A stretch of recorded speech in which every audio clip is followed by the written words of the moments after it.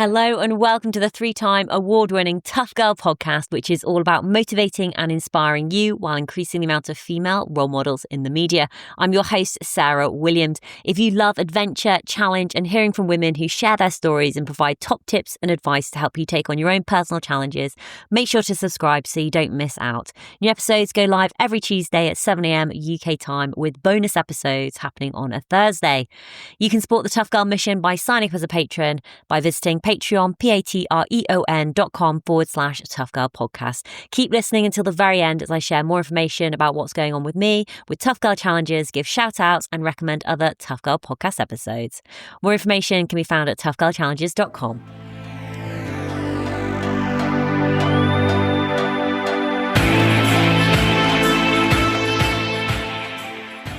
My name is Ebaide Joy. I'm an adventure motorcyclist who has been riding around Africa on her first motorcycle.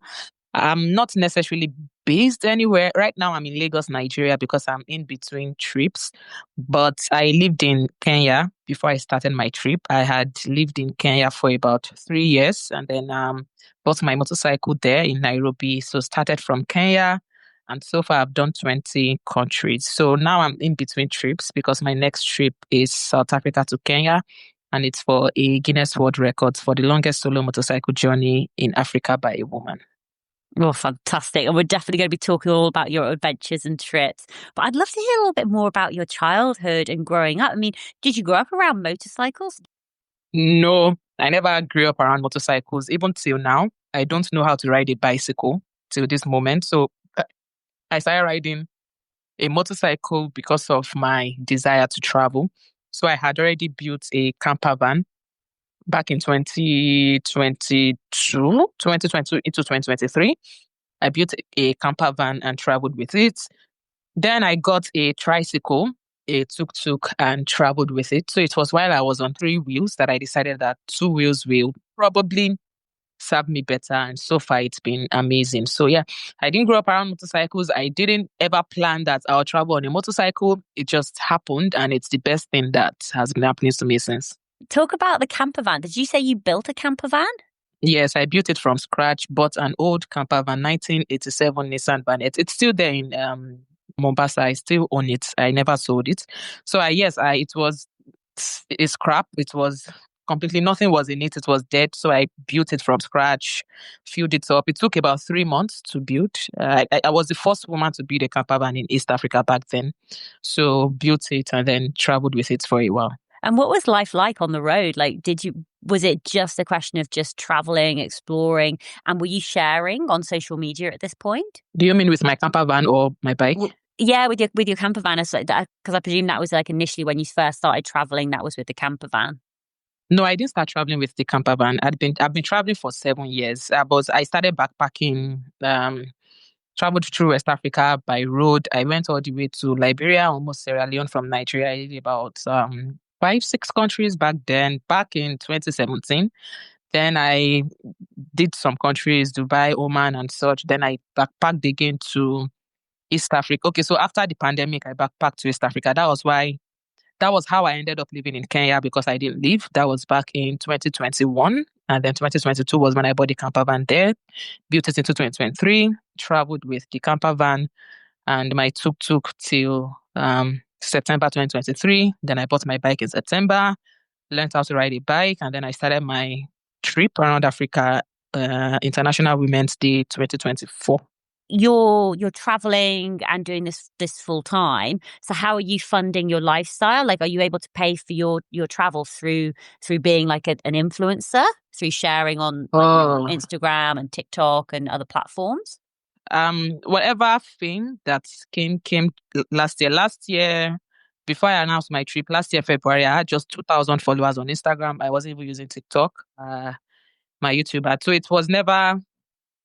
I only started funding some parts of my travel like 2-3 months ago. I've always kept a job. I've kept the same job for about 7 years. So how I travel is I work at midnight. I used to work with a company in the Netherlands. So I work at midnight and travel during the day. That's how I've sustained my life for years. So recently, content creation has been making some money. So it's been subsidizing this year has been much better with content creation. But until recently, until a few months ago, I was not earning. And even when I say content creation, Instagram doesn't pay directly. My TikTok has always been Nigerian, it doesn't pay. My YouTube, I don't think I've ever made $500 in a month straight. So yeah, it's a combination of brand deals, people gifting me and stuff. Yeah, basically. Awesome. So how was it learning how to ride a bike? Did it come quite naturally to you? No, it didn't come quite naturally. So every vehicle I've ridden, driven, I didn't go to driving school. My first car was a Toyota. That was in 2017, thereabout. I never learnt, broke the mirrors, learnt by myself. I never went to a school. Then that was automatic. Then for manual, my van, the 1987 van, is a half gear manual. Learnt that on my own. For the tuk-tuk, learnt it on my own. But with the bike, the first day I climbed it, it fell multiple times. So I had to go to school in Nairobi. I did two different courses in motorcycling. As now I'm a fantastic rider, especially for my age in motorcycling. I'm not 2 years old and I'm a fantastic rider, but motorcycling is two wheels. It's a machine that can't stay on its own, that can't stand on its own for a second. So no, I didn't find it funny. I didn't find it easy, but I've had it much, much easier than the normal person because I didn't even know how to ride so well.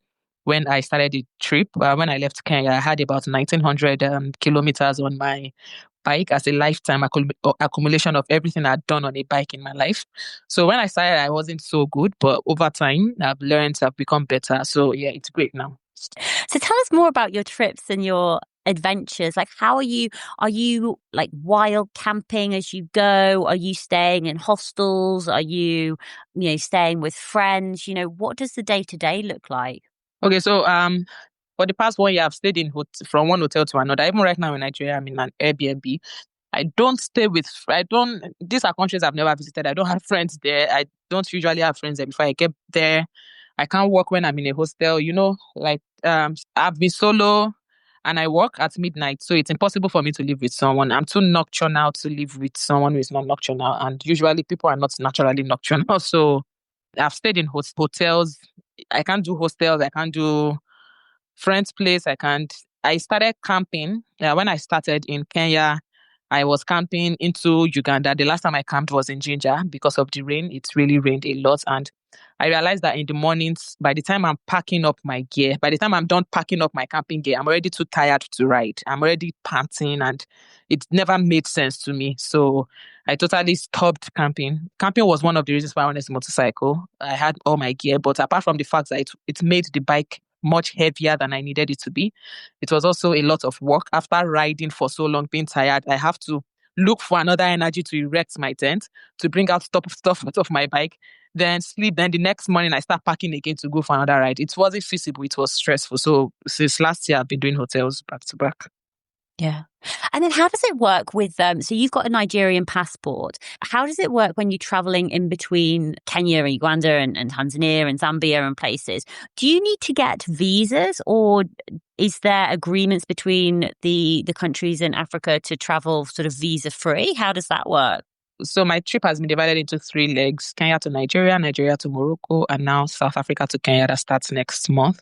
So for the first leg, Kenya to Nigeria, they went West African countries, so I had to get visas for each of them. So usually my trips take longer than I plan because I'm always waiting for visas. But from Nigeria to Morocco, because I was in the West Africa region, I didn't need visas. But I needed for Morocco, for Mauritania. I never entered Mauritania and Morocco. I got the Moroccan visa. Mauritania never granted me visa, so that was why I ended my trip in Senegal. So yeah, that happened. And then for South Africa to Kenya, I have to get a visa for every country. All the 12 countries I'll be riding through, I have to get a visa. That's one of the reasons why I'm in Nigeria. And how does it work with languages? Like, how easy is it to communicate?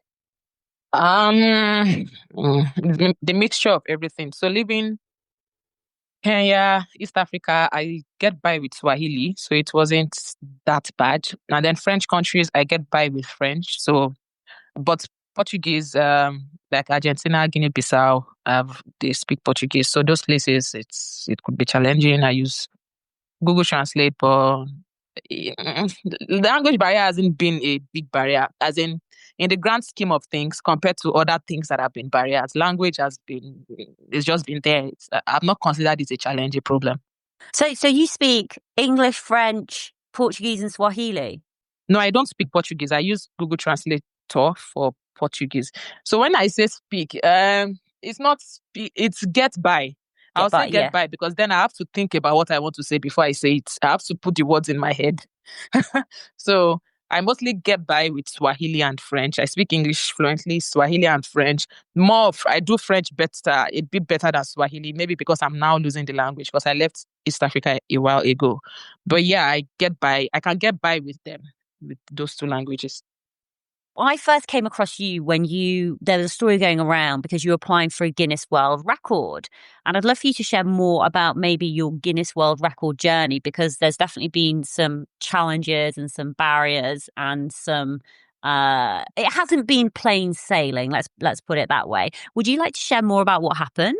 So I applied for the Guinness World Records for the longest solo motorcycle journey in Africa, female, and it was back and forth. They rejected it, gave me two reasons. My journey is not personal and they don't recognize it as a record, as an existing record. So I wrote them back and gave them receipts of the fact that the record actually exists and people hold it, and that this is a personal journey because it's documented everywhere.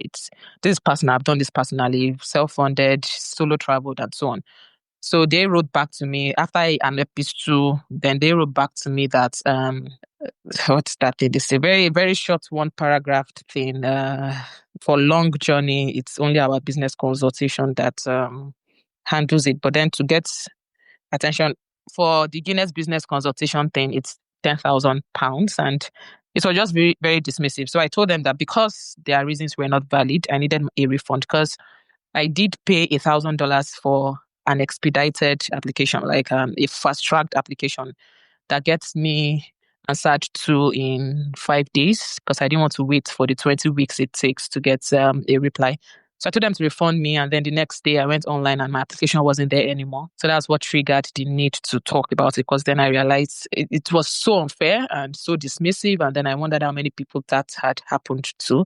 But it took me about 2-3 weeks to get the courage to actually put out the video because this happened early April and I got the courage to post it. I think I posted it on the 25th of April, thereabouts. So I didn't have the courage. But when I finally did, it took a different turn from what I had thought. It went viral. The virality was unbelievable. People clamored, people fought for me. And then the director of Guinness World Records reached out to me and told me he was looking into it by himself. So they did a refund like 2 days after I came out complaining. I got a refund, and then he said he would look into it. And then before I knew it, my application had come back to the website and they had given me my guidelines. The guidelines I was supposed to receive in the beginning, right from time, for how to achieve the record. So I got my guidelines. So now I'm on the verge of getting it, maybe. Good for you for actually seeing something that was wrong and then standing up for not only for yourself, but for other women especially, but for other people who are applying for records and are just getting not treated in the way that they should be treated. And yeah, good for you. So the record that you're going after now is the longest solo motorcycle journey in Africa by a woman. Is that right? Yes, yes.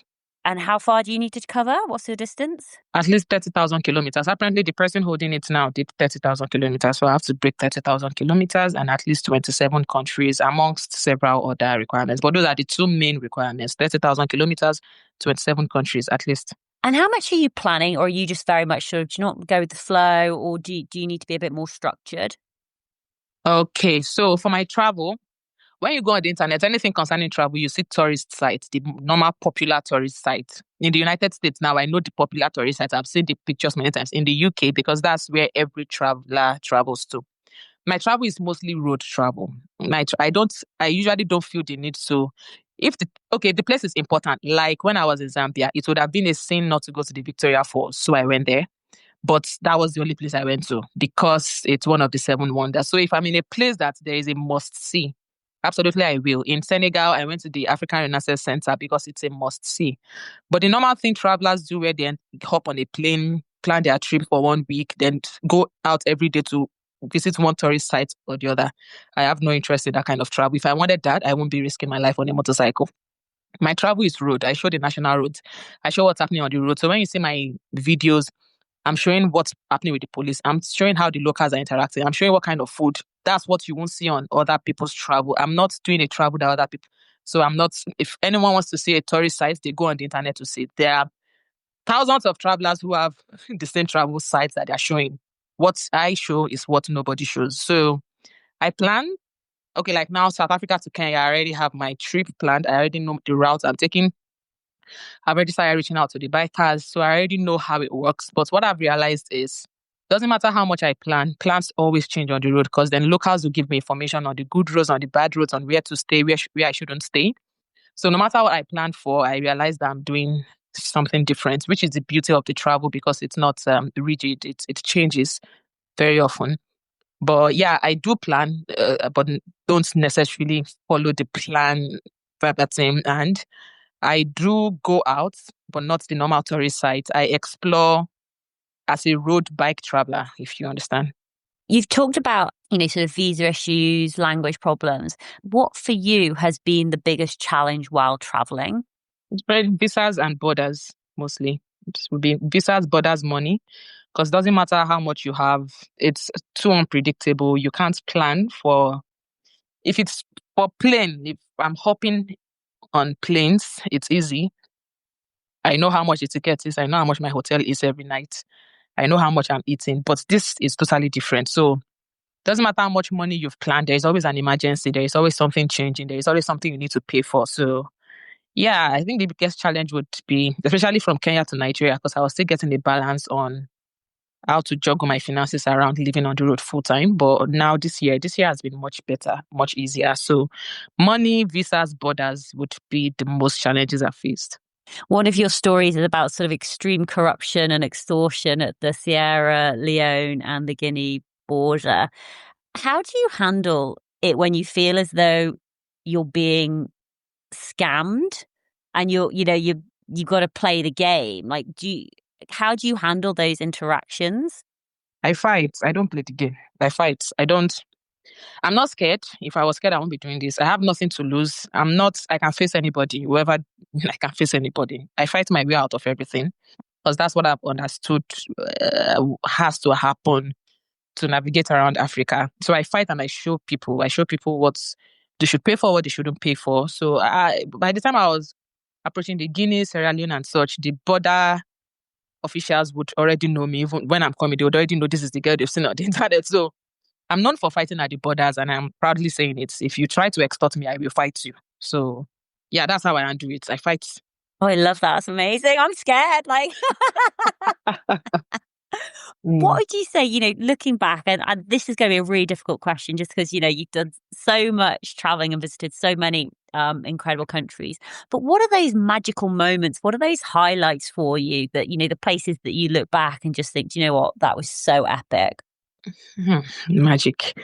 I'll talk by country. Angola was magical. Sierra Leone was magical, mostly because Sierra Leone was so similar to Nigeria, is so similar to Nigeria. It was a surprise. The people, the food, the culture, the weather, the roads, everything was just top notch in Sierra Leone. So I would always remember Sierra Leone. But yes, it's a tough question because I've experienced a lot. I've experienced 20 countries. I truly can't say this is one magical moment because it's a hard question. I can only answer by country. Or this country is unforgettable, right? I know a country I would never go back to. I hate the country so much I'll never go back to it. I know the ones I love. So I can only talk by country generally, but not necessarily one moment. Not really. Well, I'm intrigued. Which country would you not go back to? Cameroon. I'm never going back there. Never. Even look, like, okay, even if I go back, I would have to be paid significantly, but I'm not riding a bike on those roads. No, nah. I don't want to have anything to do with the country. Was that because of the roads and the conditions or the people? The people, the roads, Everything. Yeah. everything. It's just everything. It was my first crash that wasn't supposed to happen. Raining, a truck driver overtaking another truck driver in heavy rain on a bend. It was just, and then when I finally survived, when I crashed and then I was getting out of it and just getting on the road, a truck was on one road, another truck was overtaking it, then another truck was overtaking that. It missed me by an inch. I ran into the bush, it was so bad. So, and the people, it was the first time I had problems with the hotel officials, for instance. They are not I don't know how to explain. I feel like immediately they know that you're an English speaker, they just change. Like the accident, for instance, after it happened, when I started speaking English, the people, I was badly injured, my gear was gone, my camera was badly scratched. They pushed me off the bus that's caused that trouble. And when it's like immediately they knew I'm an English speaker, they became very hostile, very, very hostile. So I think it's, yes, the road culture is really sick, but the people are not my favorites. I don't trust them. I do not want to. I can say this anyway, actually. This doesn't have to be edited or anything. Yeah. I don't trust them. I don't want to have anything to do with them. I've been to many French countries and they were lovely. They were lovely. But you see, Cameroon, hell no, I do not. I'm not going. I have to be paid or convinced greatly to want to do anything in that country anymore. How is it doing things solo? Like, do you, enjoy your own company? Do you ever get lonely on the road? Before I started riding, I've always been solo. I know solo. I know being alone. That's what I recognize. I've lived alone since 17. I have been alone. I enjoy it. I'm the one who understands. I'm my best friend. I'm the one who understands how to get myself out of issues, how to make myself happy, how to make myself cry. So traveling solo is not being solo while traveling is not just it's my personality. I would have been solo even if I wasn't traveling. I'm always solo. In Nigeria, I'm solo. When I'm not traveling, I'm solo. That's what I truly understand. That's how I enjoy my life, being solo. So I enjoy my company. I'm never bored. I don't know how to be lonely, but I'm always busy. I was busy before you called. My life is so full, brilliant, rich that there is no space for boredom. Maybe I'll be bored while I'm asleep, but I'm not even conscious. So when I'm awake, I'm occupied.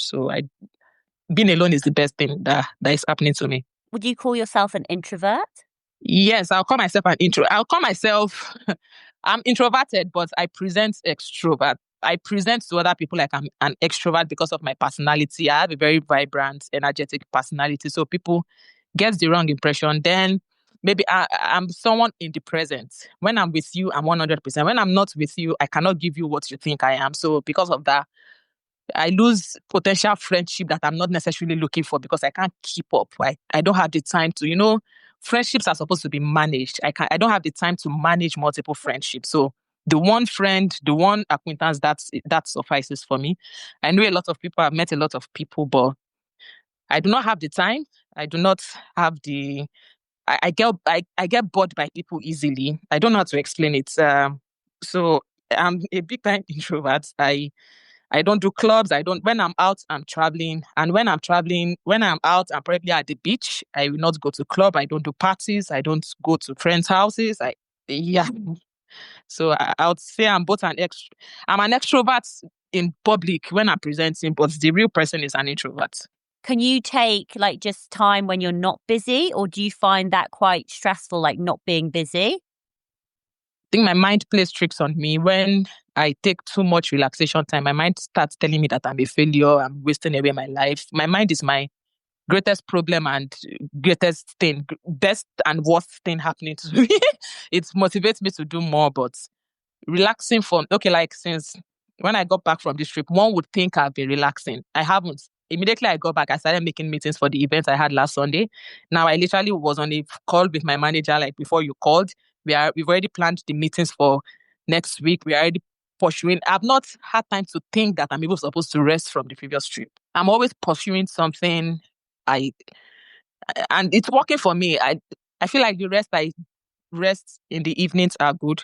Sometimes I don't do anything, but that probably lasts till like midday. And then there are so many things my head is telling me I have to do that I then jump up and start again. So will say I rest, but not the traditional type of resting where you take some days to rejuvenate or go on a vacation. And no, it's not my kind of rest. Yeah. With your motorbike riding, you're raising money for charity as well. Do you want to share more about the charity that you're raising funds for? It's about school acquisition for 18 orphan girls. So we will house them for the 3 months I'll be traveling. We set up the house. They start training the day I start my trip. And they end their training the day I end my trip. So I'll come to Nigeria for their graduation, and then we'll give them capital to start their businesses and mentor them for the first 3 months. So we are sure they succeed. This is supposed to be the pilot stage. So after this particular project, the next project, we open more hubs, more places. Like now we are doing it in Lagos. Maybe for the next one, we'll do Lagos, Abuja, Port Harcourt, then the next one will probably add Ghana, Accra and stuff. So we'll be expanding. But yeah, it's a foundation that I want sustained. I want it to keep going, keep helping orphan girls to be better in life. What will they learn during those 3 months? Is this like how to run a business or something? So there are 3 skills: tailoring, catering, and hair making. So we would have instructors, people who already have stores, who are already in the business, professionals. They would come to the house to teach them. So those are the 3 skills we are concentrating on. It's a thing here where you acquire skills, you go, they get you trained, and then you graduate, and then you start your business. So basically, that's what I am doing, except this time we do it as a show. We give them the capital to start their business. We make them established for real. That's fantastic. And then to actually give them the funds afterwards to like start their own businesses as well. It's that real like that positivity spiral. You know, they'll go on to start their own businesses, to support one another, to encourage them as well. That's going to be absolutely amazing. Are you excited about your next trip? Oh yeah, I'm very excited. I don't think the excitement has set in fully now, because the stage I'm at, I'm still preparing. I'm putting things together, getting sponsors. My bike is not even there yet. So I'm in a transitional stage, and maybe a week to my travel, when things are falling in place and I'm sure how to go about everything, then maybe the excitement will set in. But right now, even though it's supposed to start this month, at the end of this month, it's still so, my mind is not reveling in it yet. Maybe until things fall in place. Yeah. And are you good with like bike mechanics? Like, are you with your bike, do you know how to fix it if things go wrong? I know how to change the oil. I know I've fixed the battery problem one time before. Yeah, I know how to do little things. But with my bike, it has just one stand. So most of the things I need to do, I can't do them by myself anyway. Like if I want to change the chain, if I want to do the chain, I need someone to lean the bike to the side. If I want to change the oil, I need someone, because like there are some bikes that have the double stand, so you can put the double stand and then do stuff. But my bike has just one stand. So even if I know how to do these things, there's a chance I'll still need someone to help me around the bike, if you understand. Yeah. Does your bike have a name? Yes, Aurora. All right. Is there a story behind that? Yes, there's a story behind that. You know, Aurora is rising phoenix, lights. Yeah. It was basically a light in darkness. My van stressed me. You know, it was an old van, an old camper van. So it stressed me a lot. So that was why I went for a brand new motorcycle, put in front of me and everything. I just didn't want all the drama anymore with a bad vehicle, so that keeps breaking down. So yeah. So that was where it came from. Light after darkness, something like that. Amazing. And how can people connect with you? How can they follow along with your journey? Where are you most active on social media?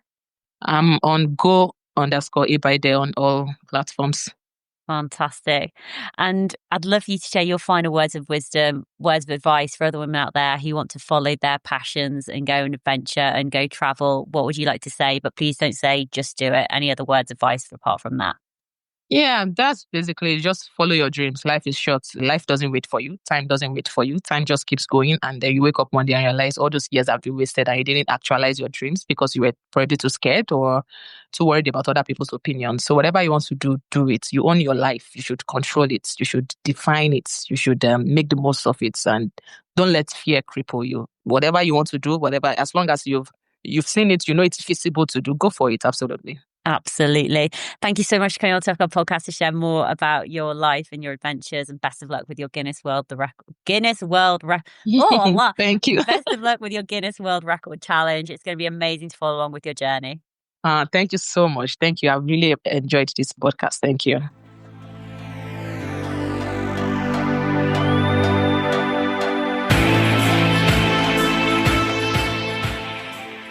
Hey, tribe. I really hope you enjoyed that episode with Ebaide. What an absolute legend, and what a challenge and what an adventure to be taking on. If you're not following her on social media, please do give her a follow online. All of the links and everything that we have talked about today will be available in the show notes at toughgirlchallenges.com. Now, if you are interested in life on the road, traveling via motorcycle, traveling via cars, traveling via vans, I do have a dedicated resources page to women who've done similar types of adventures. So please do go and check it it out. A couple of top episodes for you to listen to. Candida Lewis, she's an Indian girl riding around the world, 10 years of full-time travel. And she shared her story live from the Armchair Adventure Festival. A really, really fun episode. We've also spoken with Tiffany Coates, also live from the Armchair Adventure Festival, who shares more about her motorcycle adventures around the world. And we've also spoken to an absolute incredible legend in the world of motorcycling, which is Elspeth Beard. So in 1982, at age 22, Elspeth set off on a solo motorbike trip around the world, taking 2.5 years and covering a distance of 48,000 miles. We've also spoken to lots of other women who live van life, from Helena Rossiter, who's a triathlete, she's a runner, she's an explorer, hashtag where wheels go. We've actually spoken to 4 women. This is the largest amount of women I think I've ever had on the Tough Girl podcast at one time. It's called Women Overlanding the World. So 4 women overlanding the world. They give expert tips and advice. We talk about money. We talk about menstruation. We talk about magical moments while being out on the road. So if you're thinking or considering, an alternative way of travel, then go and have a listen to the women on the Tough Girl podcast who've shared their stories. It's in the resources section, cars, vans, and motorcycles. Massive thank you to all of the incredible patrons out there who are supporting the Tough Girl podcast. It makes such a big difference having a regular source of income coming in every single month. I just want to give a new shout out to new patron, Alice Lane. Alice, thank you so much for signing up as a patron. I really appreciate your support. It really does make the world of difference. And patrons, they can subscribe on a monthly basis or an annual basis. There's a lot of different levels and there's a lot of different currencies. It all does make an incredible difference. So if you're thinking, I want to pay it forward, I want to invest in the incredible women that Sarah speaks to on the Tough Girl podcast, then please visit Patreon, patreon.com/Tough Girl podcast. And you can sign up and you might even get a shout out on the Tough Girl podcast. How awesome would that be? So just a little personal update from me. It's coming to the end of July and I am just finishing up my final bit of training and getting ready to take on the GR10, which is a big walk across the Pyrenees mountain range, which I'm doing to celebrate the 10th year anniversary of the Tough Girl podcast. So yes, I will be starting that on the 4th of August, beginning of August. I'll be starting that adventure. So in a couple of weeks leading up to that, it's just getting podcasts edited. So the content will be preloaded. So when I'm out walking, there'll still be episodes coming out every Tuesday with occasional episodes on a Thursday as well, just if I've been really organised, which I hopefully will be. Plus, if you haven't done so already, then please do go check out my vlogs from the GR20. They should be now live on YouTube. Thank you so much for your incredible support. All that's left for me to say is, wherever you are, whatever you are doing, give it your all, give it 110%, get after it, go for it, believe in yourself, because I believe in you. Take care, lots of love, and I'll speak to you soon. Bye.